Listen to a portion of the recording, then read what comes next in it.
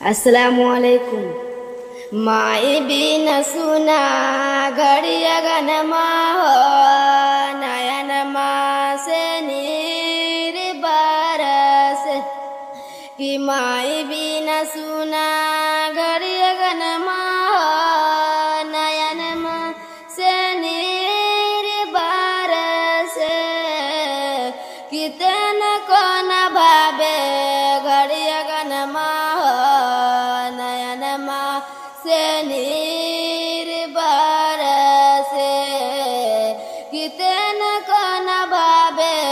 घड़िया गनमा नयनमा से नीर बरसे कि 4 महीना माइया चले ओढ़ा के गोद में सुलौले माई दूधवा पिला के कि जागी जागी कि जागी जागी कर लेलू बिहान माओ नयन माँ से नीर बरस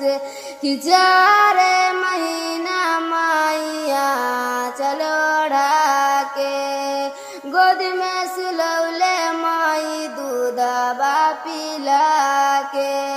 कि जागी जागी कि जागी जागी कर लेलू बिहान माओ नयन माँ से नीर बरसे दूधवा पिला के माई के देलू जबान हो अपन बना के माई देलू एहसान हो कैसे भूल तोरे हसन माँ हो नयन माँ से नीर बरस कि पानी पड़ी छाया काते बाबुलाबा कि पानी पड़ी छाया काते बाबुलाबा बुला के अपन रोजा देखाबा रोज रोज देखेला सपन माँ नयन माँ से नीर बरस। अस्सलामु अलैकुम।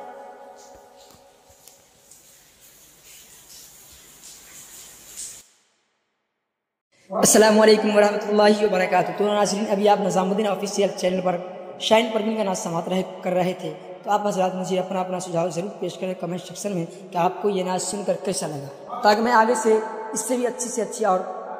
नात आप तमाम सामईन के सामने ला सकूं।